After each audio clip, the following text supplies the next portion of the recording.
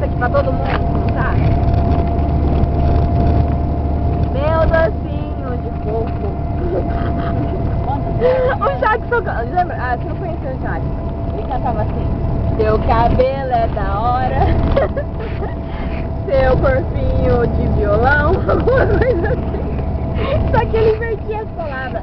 Lembra quando eu fazia as francês, que eu ia pra escola? Então, aí ele falava assim: o cabelo da Maísa é da hora. Ele começava a cantar: seu cabelo é da hora. Muito bem.